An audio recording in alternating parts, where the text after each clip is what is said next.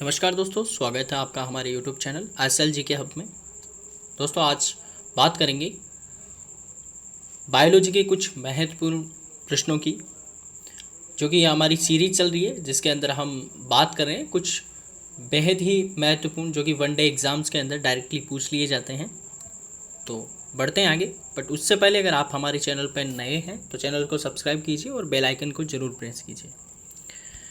पहला क्वेश्चन हमारा, पैरासीटामोल उपयोग में लाया जाता है। ऑप्शन है हमारे पास शरीर के दर्द निवारण में, प्रतिजैविक के रूप में, बाम की तरह और एनेस्थेटिक एजेंट की तरह। तो अगर बात करें पैरासीटामोल की, तो पैरासीटामोल का उपयोग है सामान्यतः शरीर के दर्द निवारक अथवा बुखार को कम करने के लिए किया जाता है। इसे अक्सर है हम ज्वार नाशक के नाम से भी जानते हैं। तो इसका सही आंसर होगा ऑप्शन ए, शरीर के दर्द निवारण में। पढ़ते हैं अगले क्वेश्चन की ओर। हमारा अगला क्वेश्चन है, निम्नलिखित में से कौन सी दवा एंटीबायोटिक है।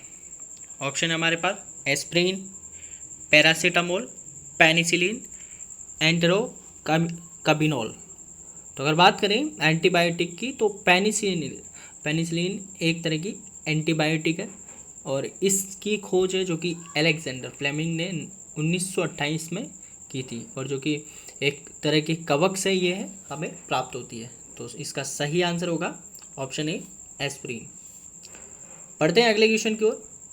हमारा अगला क्वेश्चन है, नाइट्रोजन स्थिरीकरण में लेग हीमोग्लोबिन का मुख्य कार्य क्या है। ऑप्शन है हमारे पास ऑक्सीजन का अवशोषण, जीवाणुओं का पोषण, जड़ों को लाल करना, प्रकाश का अवशोषण। तो अगर बात करें नाइट्रोजन स्थिरीकरण में, तो इसका सामान्यतः जो है मुख्य कार्य जो कि ऑक्सीजन का अवशोषण है। इसका सही आंसर होगा ऑप्शन ए, ऑक्सीजन का अवशोषण। नाइट्रोजन स्थिरीकरण में अक्सर लेग हीमोग्लोबिन का मुख्य कार्य ऑक्सीजन का अवशोषण करना है, क्योंकि राइजोबियम जीवाणु ऑक्सीजन की अनुपस्थिति में कार्य करता है और ये पौधों में ऑक्सीजन के वाहक के रूप में भी अक्सर कार्य करता है। बढ़ते हैं अगले क्वेश्चन की ओर। हमारा अगला क्वेश्चन है, किण्वन क्या है। ऑप्शन ए है हार्मोन, ऑप्शन बी है प्रोटीन, ऑप्शन सी है कार्बोहाइड्रेट एंड ऑप्शन डी है जैविक उत्प्रेरक। तो अगर किण्वन की बात करें, तो किण्वन एक प्रकार का जैव उत्प्रेरक है, जो कि किण्वन की क्रिया है जो कि कवक तथा जीवाणु के द्वारा संपन्न होती है, और जो किण्वन की क्रिया है मीठे पदार्थों के घोल में होती है। तो देखा जाए किण्वन एक प्रकार का जैव उत्प्रेरक है। तो इसका सही आंसर होगा ऑप्शन डी, जैव उत्प्रेरक। बढ़ते हैं हमारे अगले क्वेश्चन की ओर। हमारा अगला क्वेश्चन है, पनीर बनाने में किस किण्वन का प्रयोग होता है। ऑप्शन है हमारे पास रेनिन, पेप्सिन, ट्रिप्सिन, एमाइलेज। बात करें दोस्तों पनीर बनाने के लिए, तो पनीर बनाने के लिए जो है रेनिन, जो एक तरह का किण्वन है, रेनिन एंजाइम किण्वन, इसका उपयोग लिया जाता है। तो इसका सही आंसर होगा रेनिन। बढ़ते हैं अगले क्वेश्चन की ओर। हमारा अगला क्वेश्चन है, किसी बेकरी में ब्रेड बनाने के लिए खमीर यीस्ट का इस्तेमाल क्यों किया जाता है। ऑप्शन है हमारे पास ब्रेड को कठोर बनाने के लिए, ब्रेड को मुलायम और लचीला बनाने के लिए, ब्रेड की आहार मूल्यता बढ़ाने के लिए और ब्रेड को ताज़ा रखने के लिए। तो बात करें बेकरी में ब्रेड बनाने के लिए खमीर का जो प्रयोग है, जो कि ब्रेड को मुलायम और लचीला बनाने के लिए किया जाता है। तो इसका सही आंसर होगा ऑप्शन बी, ब्रेड को मुलायम बनाने और लचीला बनाने के लिए। बढ़ते हैं अगले क्वेश्चन की ओर। हमारा अगला क्वेश्चन है, सर्वप्रथम जीवाणु का पता किसने लगाया था। ऑप्शन है हमारे पास Louis Pasteur, Leeuwenhoek, Edward Jenner and John Salk. तो अगर बात करें जीवाणु की, तो जीवाणु की खोज है जो कि हॉलैंड के वैज्ञानिक एंटोनी वॉन ल्यूवेनहॉक ने 1776 में की थी। तो इसका सही आंसर होगा ऑप्शन बी, ल्यूवेनहॉक। जीवाणु को जीवाणुओं को वनस्पति भी कहा जाता है, क्योंकि इसमें कोशिका भित्ति यानी कि सेल वॉल पाई जाती है, जो कि म्यूकोपेप्टाइड की बनी होती है। जीवाणु शब्द का प्रयोग सबसे पहले 1838 के अंदर एरेनबर्ग के द्वारा किया गया था। तो बढ़ते हैं अगले क्वेश्चन की ओर। हमारा अगला क्वेश्चन है, नदियों, तालाबों आदि में पाए जाने वाले जलीय हरे पौधों को कहा जाता है। ऑप्शन हमारे पास प्रवाल, शैवाल, फंगस और अमीबा। तो बात करें नदियों और तालाबों में जो हरे हरे रंग के जो एक तरीका का जो पौधे होते हैं, उनको अक्सर हम शैवाल के नाम से जानते हैं। तो इसका सही आंसर होगा ऑप्शन बी, शैवाल। शैवालों में हरित लवक पाया जाता है और ये अपना खाना जो है स्वयं बनाते हैं। बढ़ते हैं अगले क्वेश्चन की ओर। हमारा अगला क्वेश्चन है, निम्नलिखित में से कौन सा रोग विषाणु के कारण होता है। ऑप्शन हमारे पास चेचक, यक्ष्मा, मलेरिया और हैजा। तो इनमें से अगर बात करें तो जो चेचक रोग है जो कि विषाणु के द्वारा फैलता है। बाकी सारे रोग हैं जो कि अलग अलग जीवाणु के द्वारा वो फैलते हैं, पर जो चेचक है, स्मॉल पॉक्स, वो विषाणु के द्वारा फैलता है। बढ़ते हैं अगले क्वेश्चन की ओर। हमारा अगला क्वेश्चन है, निम्न में कौन सा परजीवी नहीं है। तो बात करें, ऑप्शन है हमारे पास जूं, मच्छर, किलनी और घरेलू मक्खी। तो अगर परजीवी की बात करें तो जो घरेलू मक्खी है वो परजीवी नहीं है। तो इसका सही आंसर होगा ऑप्शन डी, घरेलू मक्खी। बाकी सारे अगर बात करें जू की, मच्छर की और किलनी की, तो ये बाकी सारे परजीवी जंतु हैं।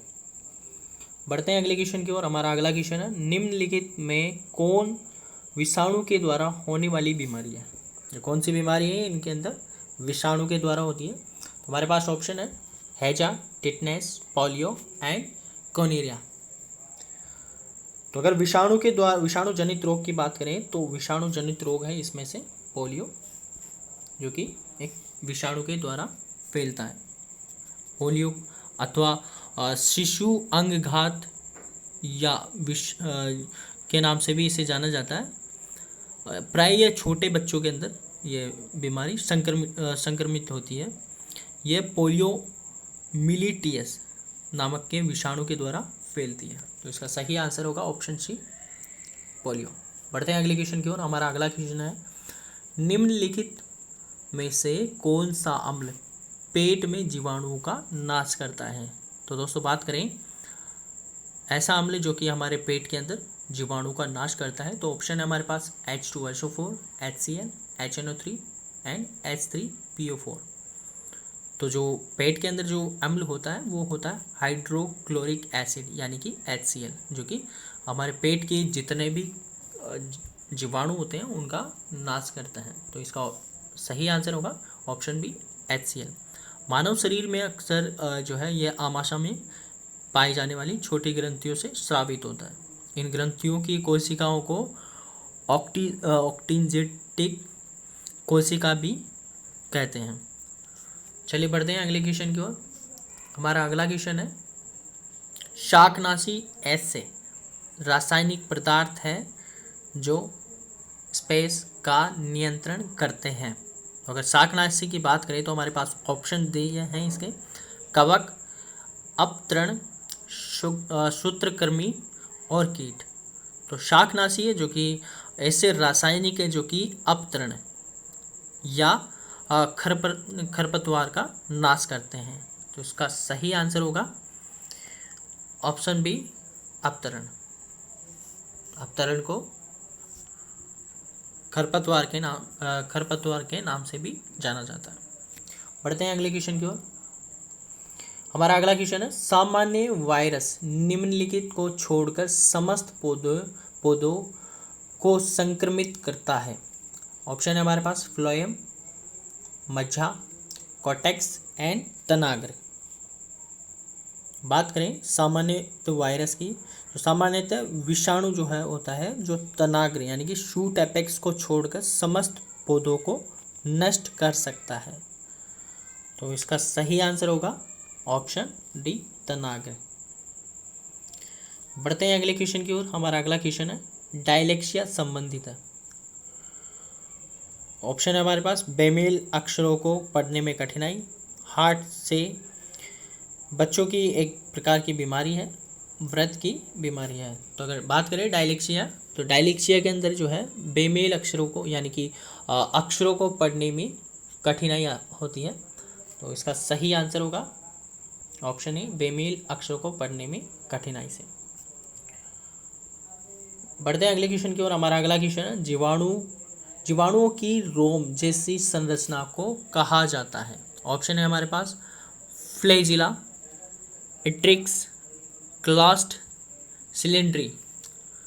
अगर बात करें जीवाणु की रोम जैसी संरचना की, तो उसको जो है फ्लैजिला यानी कि कसाभिका कहते हैं। तो इसका सही आंसर होगा ऑप्शन ए, फ्लैजिला।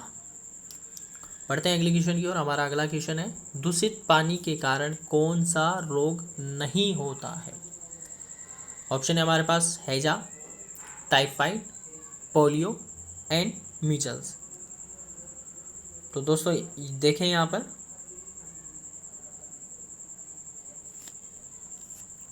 जो दूषित पानी के कारण होने वाले रोग हैं, जो कि हैजा, टाइफाइड, पीलिया, ये सभी रोग हैं। हैजा, टाइफाइड, पीलिया सभी जो है दूषित पानी के कारण होते हैं। बट मीजल्स है जो कि यानी कि खसरा विषाणु के द्वारा होता है, ये दूषित पानी के कारण नहीं होता है। तो इसका सही आंसर होगा ऑप्शन डी, मीजल। बढ़ते हैं अगले क्वेश्चन की ओर। अगला क्वेश्चन हमारा निम्नलिखित में से कौन सी बीमारी विषाणु जनित है। ऑप्शन है हमारे पास टाइफाइड, टीबी, हैजा, हेपेटाइटिस।